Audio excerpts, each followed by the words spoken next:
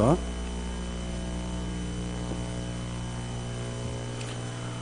신약성경 346쪽에 있습니다. 디모데후서 3장 15절에서 17절 다 같이 한 목소리로 같이 봉독하도록 하겠습니다. 시작. 또 어려서부터 성경을 알았나니 성경은 능히 너로 하여금 그리스도 예수 안에 있는 믿음으로 말미암아 구원에 이르는 지혜가 있게 하느니라. 모든 성경은 하나님의 감동으로 된 것으로 교훈과 책망과 바르게 함과 의로 교육하기에 유익하니 이는 하나님의 사람으로 온전하게 하며 모든 선한 일을 행할 능력을 갖추게 하려 함이라. 아멘. 오늘 강사님을 소개해 드리도록 하겠습니다. 김상철 우리 선교사님께서는 GBT 소속되어 계시고요. GBT는 성경 번역 성교입니다. 여기에 동원훈련부 대표를 맡고 계십니다.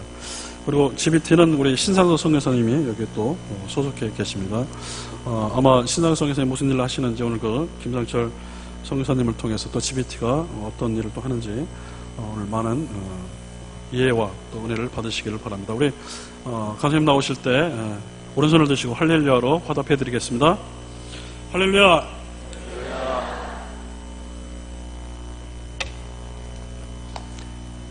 반갑습니다. 잠깐 한번 기도하겠습니다.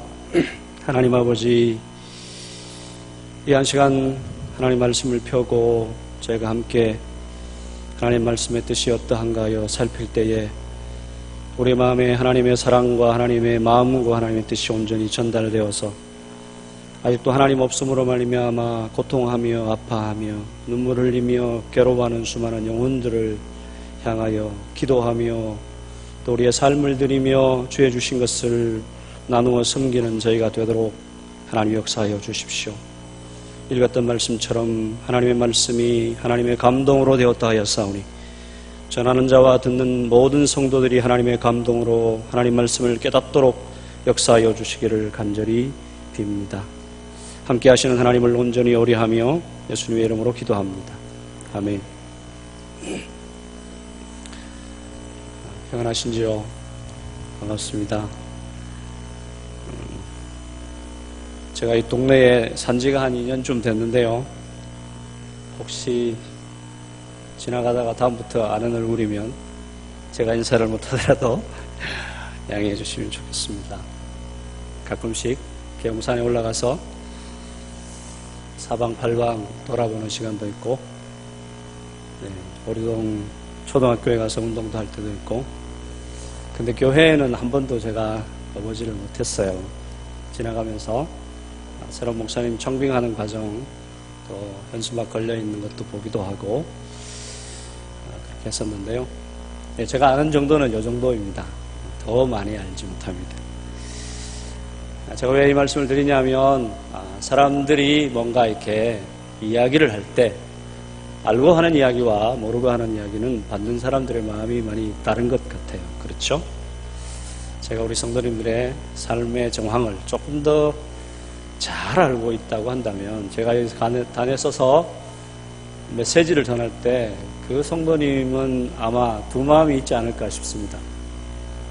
저 내 얘기인데 뭐 이렇게 하면서 부담과 함께 나를 너무나 잘 아는 이야기구나 위로를 받는 그런 시간이기도 할 것이라고 생각합니다. 오늘 말씀은 제가 서두에 꺼낸 이런 분위기가 이렇게 묻어나는 본문의 말씀입니다. 이 본문 말씀은 성경학자들에 의하면 사도 바울이 그가 쓴 서신 가운데 마지막 서신이라 그렇게 알려져 있습니다. 거기다가 특별히 그 마지막 서신이라고 할 때 마지막 서신 중에 마지막 부분이 오늘 본문의 말씀입니다. 우리가 아는 것처럼 사도 바울은 하나님이 특별하게 불러서 회심하고 이방인을 위한 사도로 세움을 받아서 사역을 했습니다. 여러 차례의 선교 여행을 통해서 교회들을 격려하고 위로하고 세우기도 하고 가르치기도 했던 그런 선교사이며 또 목회자였던 그런 바울이 사실은 에베소라는 지역에 세워진 교회를 위하여 믿음의 아들 디모데가 사역을 하게 되고 그 사역의 여정이 쉽지 않다는 소문을 들을 때 그를 위하여 특별한 서신을 썼던 것이죠. 그게 바로 디모데전서와 디모데후서입니다. 오늘도 읽지는 않았지만 본문을 3장 1절부터 오늘 마지막 17절까지를 한 본문의 이야기의 덩어리로 좀 생각하시고 함께 말씀을 상고했으면 좋겠습니다. 그 디모데는 어떤 사람이었습니까? 우리가 조금 다른 성경의 다른 부분을 좀 보면 그는 좀 어린 나이에 교회를 맡아서 목회하는 목회자였던 것 같습니다. 그래서 바울이 이야기하기를 너의 그 유약한 아니면 연소함을 사람들이 업신여기지 못하도록 정말 하나님께 더 집중하고 좀 하나님 앞에 확신하는 그런 믿음의 삶, 목회의 삶을 살도록 권하는 내용도 있음을 우리가 알고 있습니다. 특별히 오늘 본문 좀 앞부분에 읽어보면 그는 일찍부터 하나님의 말씀인 성경을 알았고 그 성경은 외조모 로이스와 어머니에게로부터 배웠던 그런 말씀이라고 이야기하는 것을 보게 됩니다. 하지만 그가 말씀을 잘 알고 어릴 때부터 말씀을 알고 있다 할지라도 목회라는 여정은 결코 쉽지 않은 시간이고 또는 일이라는 것을 성경은 다시 한번 말해주는 것 같습니다. 아마 여기 계신 분들 가운데서 목사님의 마음을 아는 분은 목사님 바뀌지 않을까. 거의 모든 분들은 또 어떤 직분이나 직책을 맡은 분들은 그래 누가 내 마음 알겠나 뭐 이렇게 생각하실 수 있겠습니다. 네, 그렇습니다. 모든 분들은 자기의 역할에 따라서 거기에서 느끼는 생각, 마음이 다를 수 있다고 생각합니다. 제가 서도의 말을 길게 하는 이유는 이 본문에 이야기하고자 하는 메시지가 어떤 배경에서 나왔느냐 하는 것을 알면 본문이 말하고자 하는 메시지가 얼마만큼 중요하고 무겁게 받아들여야 하는지 그래서 우리가 깊이 동의할 수 있을 것 같아서 말씀을 드렸습니다. 그렇습니다. 마지막이라고 할 때는 누군가 모든 사람들이 다 그 말을 좀 무겁게 또 신중하게 주의 깊게 받아들이는 것 같습니다. 그래서 유언이라고 할 때 그 유언은 사람들에게 있어서 참 무겁고 부담스럽고 힘겨운 그런 이야기가 되기도 하지요.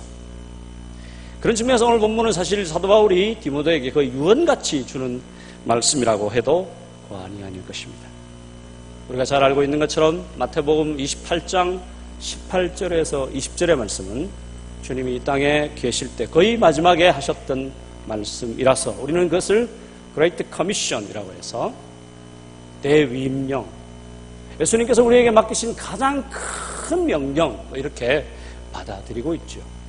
그것은 그 내용이 가지는 특별함도 있지만 주님께서 마지막으로 남겨주신 것이기 때문에 믿음의 사람들이라고 하면 예외 없이 그 말씀에 자기를 드리고 살고 싶어하는 마음이 있을 거라 생각합니다.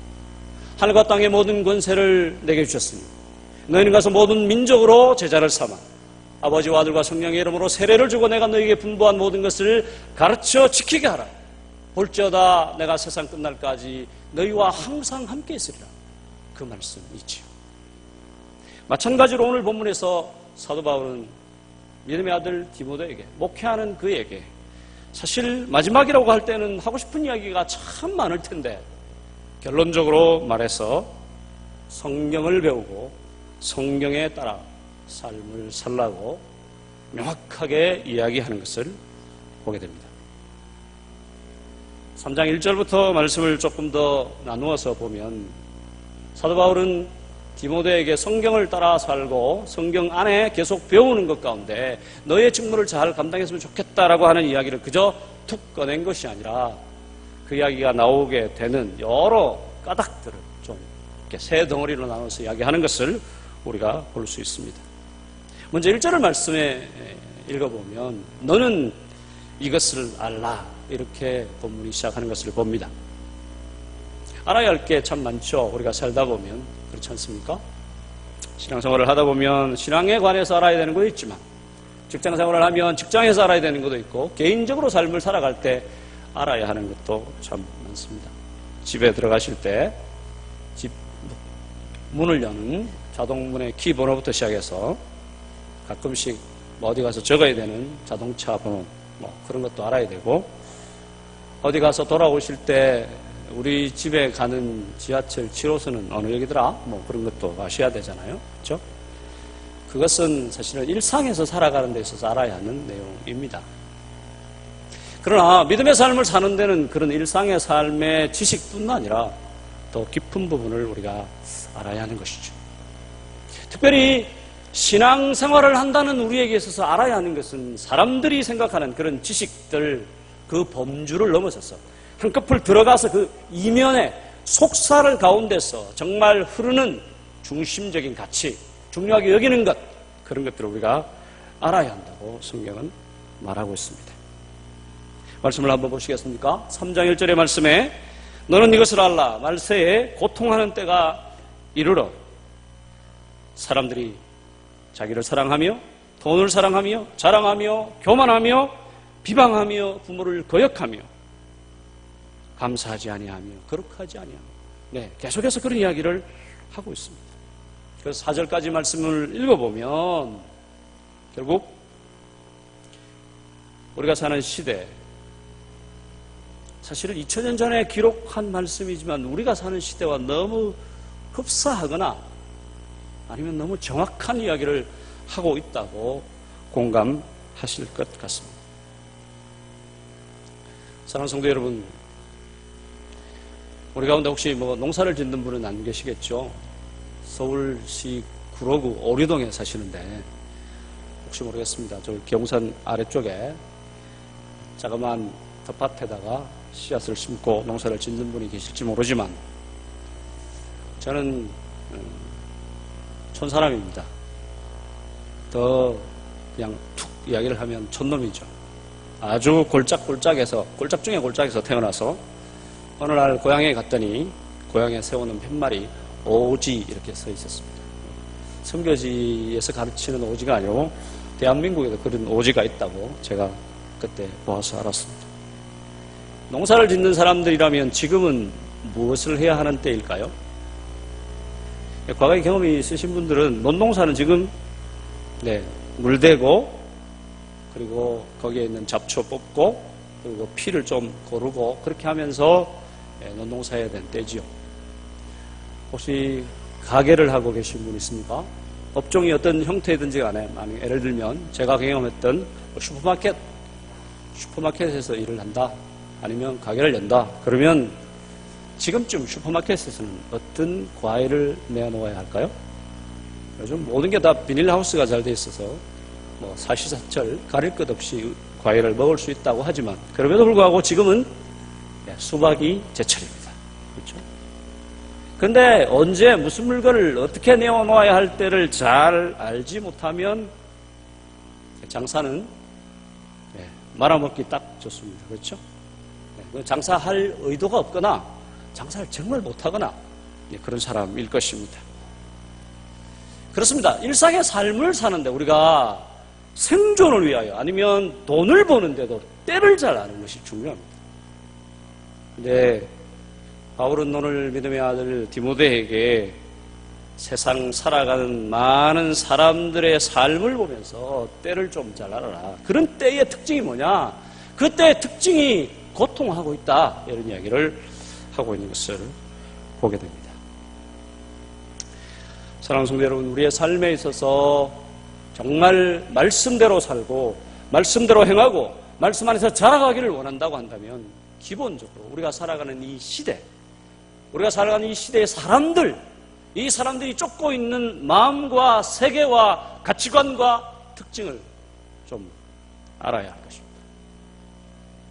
신앙생활 하는 분들 가운데 종종 이런 분들 계십니다. 뭘 그렇게 복잡하게 사시나 덮어놓고 믿으면 되지. 그러면서 나는 세상에 대한 관심 없어 라고 생각하는 분이 계신 것 같습니다. 말하는 분은 많지 않은데 그런 생각으로 사시는 분이 많은 것 같아요.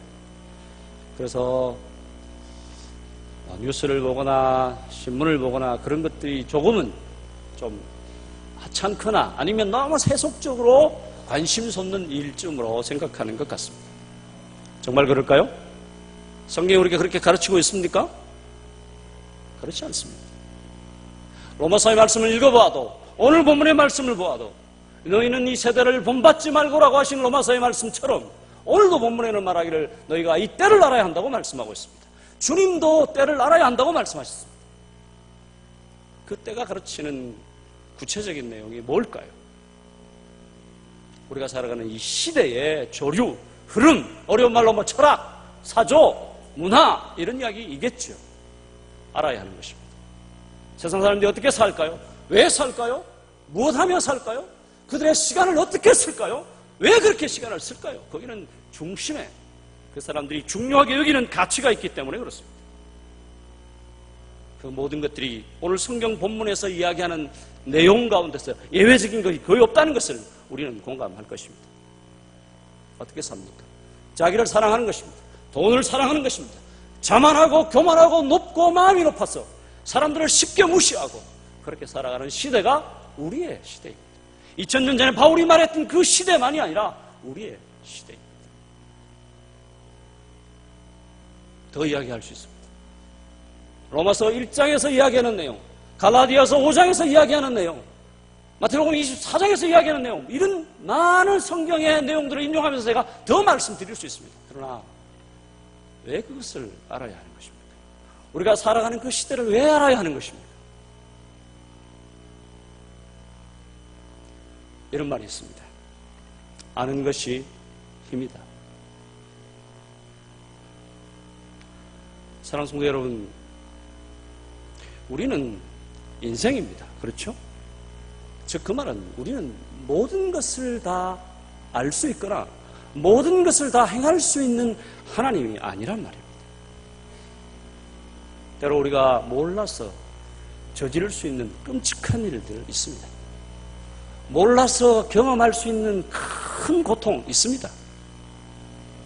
더욱이나 우리가 믿음의 삶을 살면 몰라서 우리 삶이 고통스러울 수 있는 많은 것들이 있습니다. 요한은 말하기를 진리를 알지니 진리가 너희를 자유케 하리라 했습니다. 진리를 알면 우리가 자유한 것입니다. 진리를 모르면 우리는 종에 매여 사는 것입니다.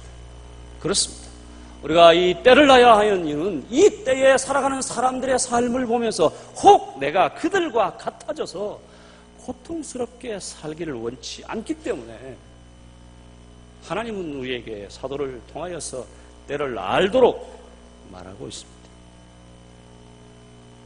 바라기는 우리 성도님들께서 이 시대를, 이 때를 잘 아셔서 하나님께서 말씀하시는 그런 고통 가운데 머물지 않게 되기를 소망합니다.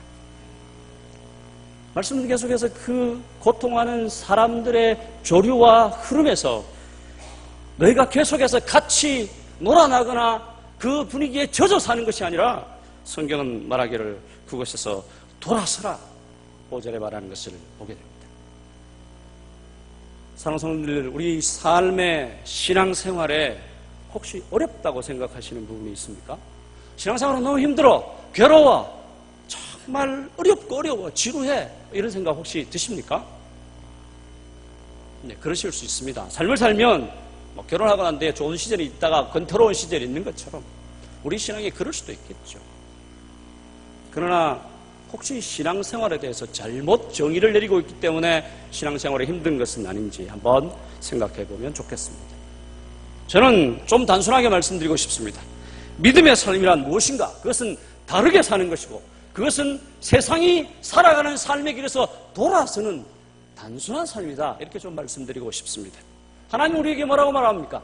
믿음의 삶은 성공하는 삶이 아니라 성결한 삶이라고 말하고 믿음의 삶은 우리로 하여금 구별된 삶, 거룩한 삶을 사는 것이라고 말하고 있습니다. 그것은 세상이 가는 흐름에서 돌아서는 것이 믿음의 삶이죠. 여기에서 우리가 더 보태서 이런저런 이야기를 할 필요가 없습니다. 믿음의 삶은 그렇습니다. 그것은 곧 돌아서는 삶입니다. 돌이키는 삶입니다. 수많은 사람들이 이름 있다, 돈 있다, 명망 있다는 사람들이 살아가는 삶의 길을 쫓는 것이 아니라 하나님 말씀하시는 길을 가는 것이 믿음의 삶이죠. 우리에게 그것을 요구하고 있다는 것입니다.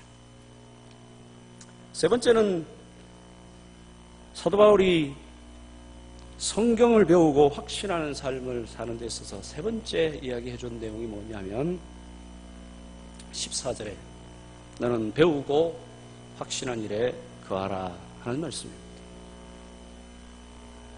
저도 신앙생활 한 지가 이제 40년 조금 넘었는데요. 목사로 안수받아서 지금 한 15년 정도 지나가는 것 같습니다. 신앙생활을 하다 보면, 섬기고 사역하다 보면 많은 신앙인들이 오해하거나 착각하는 게 뭐냐면 신앙생활은 회심하는 것이 마치 끝인 것처럼 생각하는 분이 있다는 것입니다. 회개하면 된다. 거기에서 더 이상 진보가 없거나 변화가 없는 것입니다. 과연 그럴까요? 성경은 우리에게 뭐라고 이야기하고 있습니까? 너는 배우고 확신한 일에 거하라 말씀하셨습니다. 신앙생활은 이것입니다. 끊임없이 배우는 것입니다. 끊임없이 확신하는 삶에 거하는 것입니다.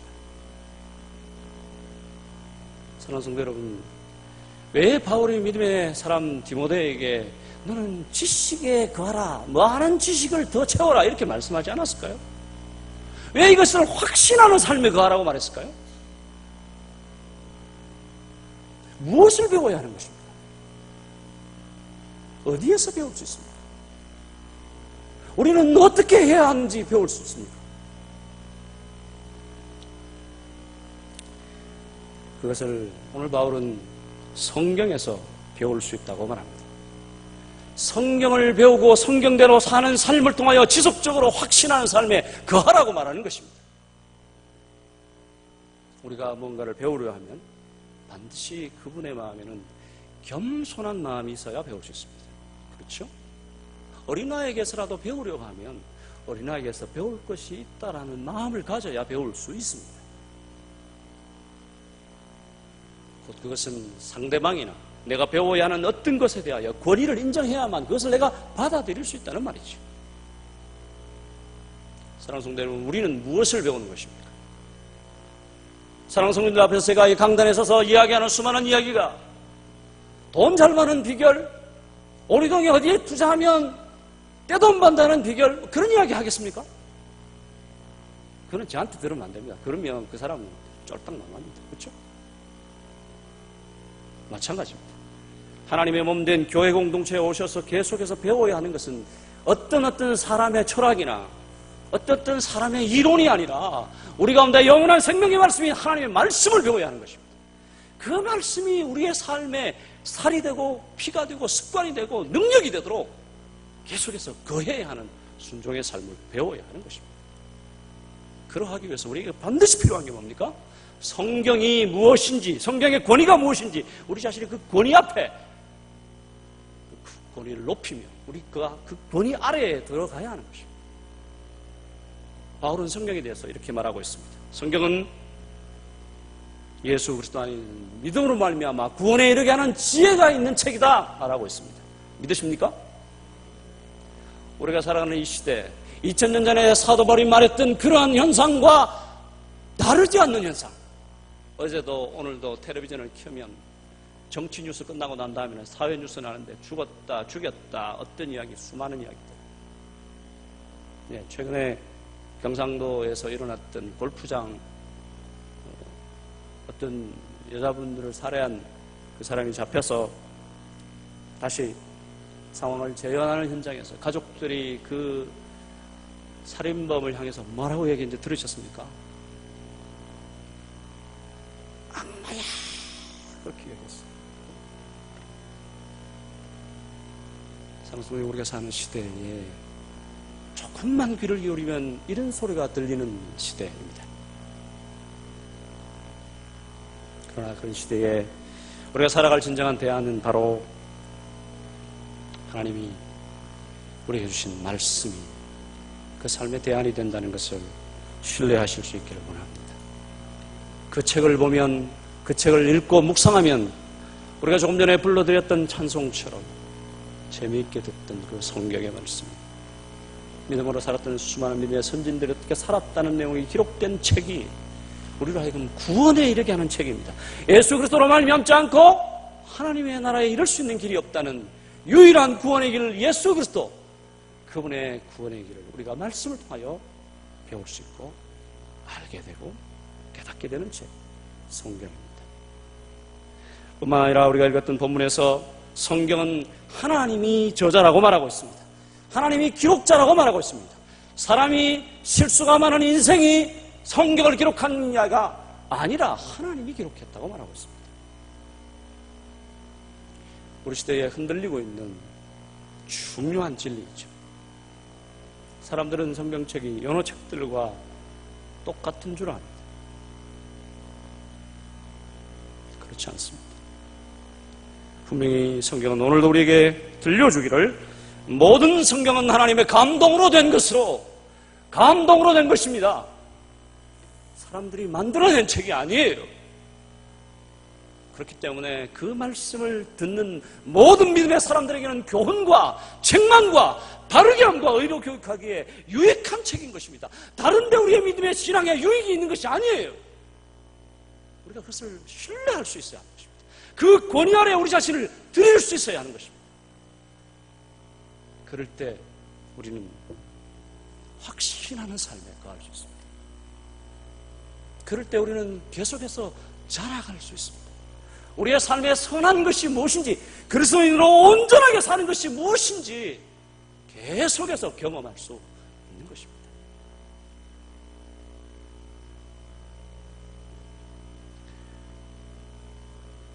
오늘 선교 헌신 예배로 우리 교회가 하나님 앞에 드리는 시간입니다. 전 말씀을 준비하면서 우리 교회 성도님들이 다 선교지로 다 가야 된다, 가슴에 불을 질러가지고 그냥 다 데리고 싶은 그런 열망도 없지 않아 있습니다. 그러나 다 그럴 수 없다는 것 아시잖아요.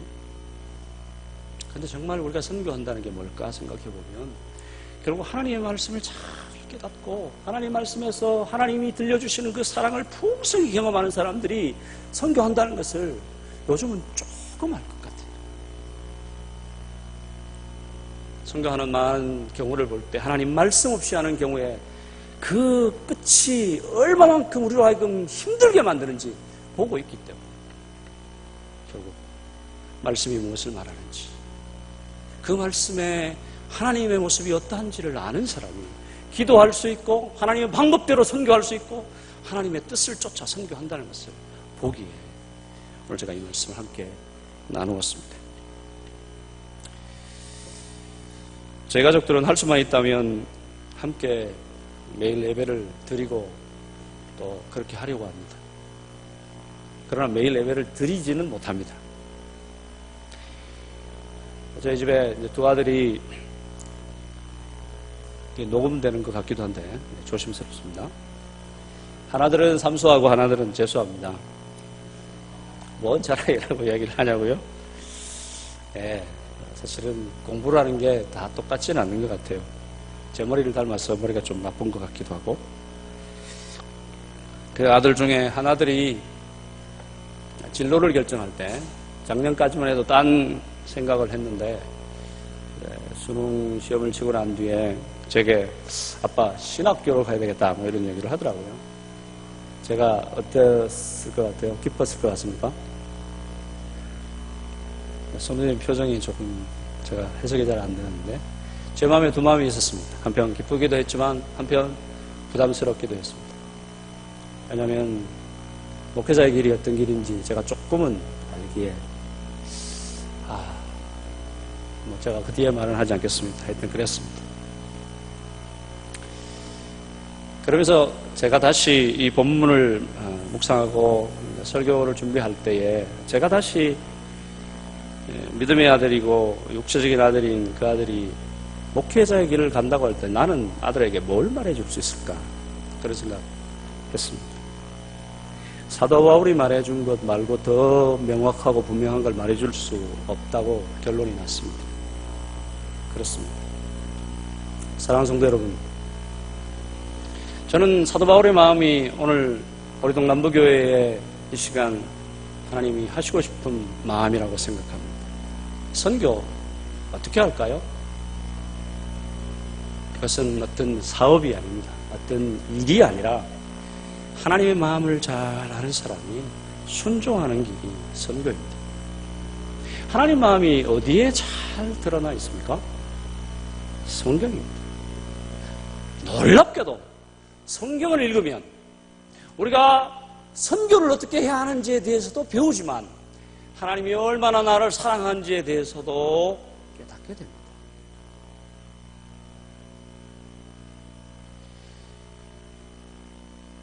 제 신앙 여정을 잠깐 말씀드리고 마무리할까 합니다. 선교사로 살고 있습니다. 이제 저희 교단에서 이야기하는 은퇴 나이를 생각하면 그렇게 길지 않은 시간이 남은 5학년 학생인데요. 그런 거 생각하면 지금까지 어떻게 살았을까? 그렇다고 해서 많은 이 어디 있습니까? 사실은 은행 잔고 계산해 보면 거의 우리 선교사님 계시지만 마이너스를 왔다 갔다 가끔씩 이렇게 하고, 그럼에도 불구하고 별로 염려하지 않고 매일매일 확신 가운데 사는 비결이 뭘까? 누가 봤으면 미쳤다 그러지 않겠어요? 네, 저희 아들 이제 내년 대학교 둘이 다 붙으면 팔집도 없어요. 저는 또 어떻게 합니까? 네, 제가 어떻게 할 수 있는 것 없어요. 다만 기도하게 되죠. 하나님 지금까지 양육했으니까 대학을 하나님 알아서 보내실 줄로 믿습니다. 그렇게 사는 것입니다. 제가 왜 이 말씀을 드리나 하면요, 저의 삶에 있어서 수많은 결정과 갈등과 선택의 순간에 저는 다른 것 때문에 여기까지 올 수 있었던 게 아니라 하나님의 말씀 때문에 여기에 올 수 있었습니다. 대학을 결정할 때도, 목회자의 길을 갈 때도, 아내와 결혼을 결정할 때도, 목회지를 내려놓고 선교사로서 방향을 바꿀 때도 하나님이 말씀하셨기 때문에 제가 여기에 있습니다. 사랑하는 성도 여러분, 우리의 삶은 눈에 보이는 것을 믿고 사는 것이 아니라 히브리서에 말씀하는 것처럼 보이지 않는 것을 보는 것처럼 믿고 살아가는 확신의 삶입니다. 바라기는 선교를 위해서 물질을 들이시고 새벽에 많은 선교사님들의 형편과 사정을 놓고 눈물로 기도하시면서 지금까지 섬겨오신 귀한 교회 성도들께서 다시 한번 하나님께서 말씀하시는 내용을 붙들고 개인적으로 하나님이 정말 내 삶의 온전한 모습을 어떻게 원하시는지 좀 발견하면서 살아갈 뿐 아니라 아직도 남겨져 있는 수천의 종족들이 여전히 우리의 기도와 후원과 눈물과 땀과 우리의 인생을 기다리고 있다는 것을 좀 말씀에서 발견하시면서 헌신하는 그런 역사 있기를 주님의 이름으로 축복합니다. 기도하겠습니다. 하나님 아버지 감사합니다. 이 시간 말씀을 함께 나누면서 컴퓨터와 교회 컴퓨터의 그거 사양이 똑같지가 않아서 조금 에러가 나긴 한데요. 한번 보여주시겠습니까? 예, 제가 성경문역 사역에 대한 이야기를 사실은 우리 성도님들께 더 많은 부분 좀 세밀하게 말씀을 드려야 되지만 오늘은 설교 시간과 함께 시간을 주셨기 때문에 제가 간략간략하게 좀 말씀을 드리면서 이야기를 나누도록 하겠습니다. 네, 넘겨주십시오.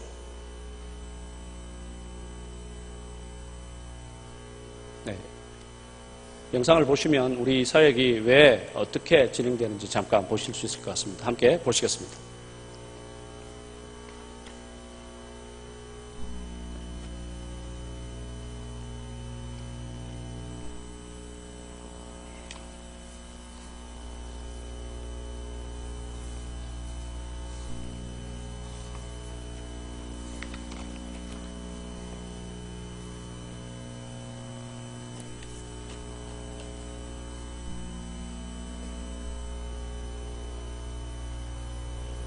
소리가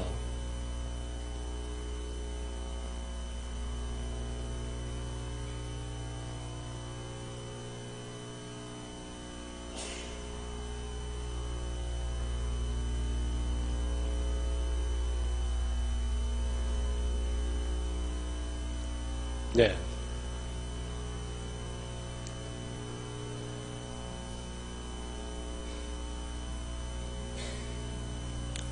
넘어가도록 하죠. 네, 소리가 잘 안 나오는데 네, 번역은 마치 저기에다가 소리를 입히는 것과 같은 일이 번역이라고 이해하시면 좀 더 이해가 쉬울 듯 합니다. 네, 그래서 결국 성경을 통해서 우리가 경험할 수 있는 많은 것들, 묶임과 또 병든 것들, 중독 이런 것들로부터 우리가 자유케 되는 역사로 보는 것이죠.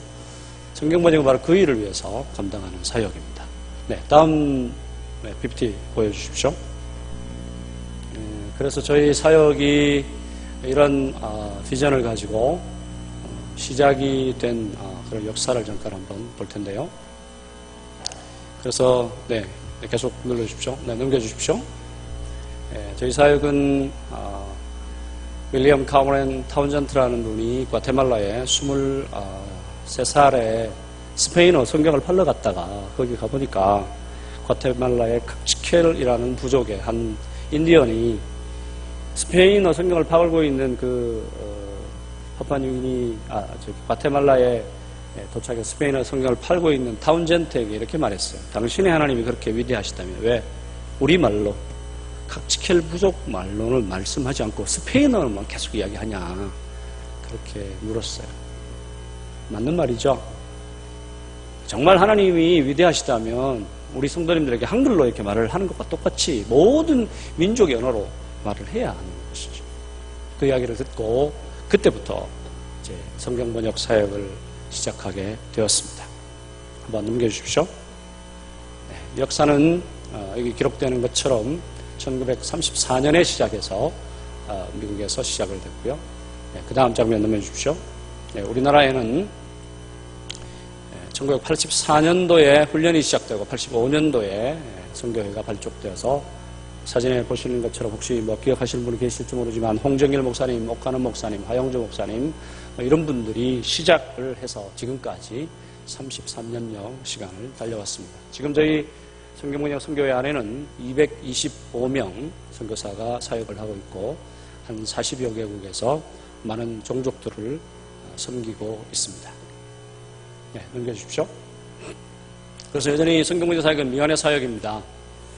저희 사역에 정말 필요를 조금 전에 영상에서 잠깐 숫자를 보셨겠지만 넘겨주십시오. 전 세계에 아직도 1778종족이 성경이 없습니다.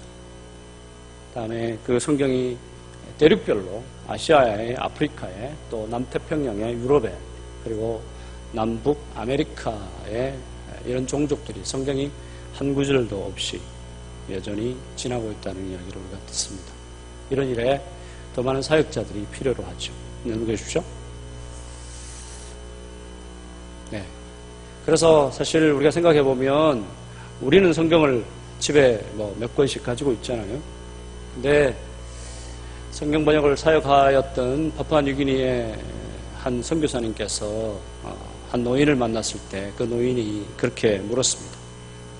당신은 성경을 얼마나 오랫동안 가지고 있었습니까? 그랬더니 선교사님은 이야기하기를 우리의 할아버지의 할아버지 때부터 성경을 가지고 있었습니다. 그럴 때 그 노인이 이렇게 이야기했습니다. 이것을 우리에게 가져오는데 왜 이렇게 오랜 세월이 걸립니까? 그렇습니다. 제가 오늘도 사랑하는 교회에 와서 성경번역 사역에 대한 이야기를 하지만 성경번역 사역이 필요한 수많은 종족들의 필요에 대해서 교회들과 또 성도들이 잘 모르시는 내용이 있는 부분이 바로 이것입니다. 아직도 성경이 없는 수많은 종족들이 남겨져 있고 더 우리가 마음에 좀 안타깝게 여겨야 하는 것은 정말 그 성경이 온전하게 전달되는 날들이 사실은 아직도 수많은 종족들에게 기다려지는 날들인 것입니다. 다음 페이지 보시겠습니다. 그래서 성경이 없는 이유들 넘겨주십시오. 왜 성경이 없냐면 성경이 있어도 나눠주지 않고 성경이 있어도 읽을 수 없고 성경 자체가 번역되어 있지 않기 때문에 성경을 읽을 수 없는 상황입니다. 이런 부분들을 위해서 저희 사역자들이 함께 일을 하고 있습니다. 넘겨주십시오. 성경번역 선교라는 것은 여러 가지 이야기할 수 있지만 아까 이야기를 제가 잠깐 했습니다만 예로 아무리 화려하고 멋있는 영상이 흘러가도 그 안에 무슨 말인지 말을 전해주지 않으면 내용을 알 수 없는 것과 같습니다. 성경은 원래 헬라어와 히브리어로 기록되어 있습니다. 그 성경을 각자의 종족 언어로 전달하는 것, 바로 성경번역 사역하는 일입니다. 예, 넘겨주십시오. 그래서 지금까지 저희 성경번역 선교사들은 앞장면 한 번만 더 돌려주시겠어요? 앞장면을 잠깐만요. 예, 한번 돌려주십시오. 네, 동영상 바로 들어가는 것 같은데요. 네, 바로 영상을 보죠. 예, 저희가 그 부분 한 번만 더 앞으로 당겨주십시오. 지금까지 저희 성경번역 선교회가 사역을 하면서 한 권의 신구약 성경과 16권의 신약 성경을 번역했습니다. 저희 성경번역 선교회 GBT에서 파송되어 가신 선교사님들 사역한 내용입니다. 우리 오르동 남부교회에서 파송하신 요셉 선생님 가정에서 사역을 하고 있는 내용도 곧 여기에 하나 더 숫자가 더해지는 일이 곧 오리라 있습니다. 이 일들을 위해서 더 많은 사역자들이 여전히 필요로 하고 있습니다. 저희가 오랜 시간 동안 수고하고 교회가 함께 기도함으로 성경을 봉헌했던 한 종족을 잠깐 소개하고 저희 사역의 소개를 마치도록 하겠습니다. 영상을 잠깐 한번 보시겠습니다. 제가 3월 달에 네팔의 티 부족에 다녀왔는데요. 그 영상을 한번 보시겠습니다. 아마 우리 몸된 오르동 남부교회가 이런 일들을 곧 보게 되지 않을까 함께 또 기대해 봅니다. 한번 보시겠습니다. 똑같이 사운드가 나오지 않는 상황인가요?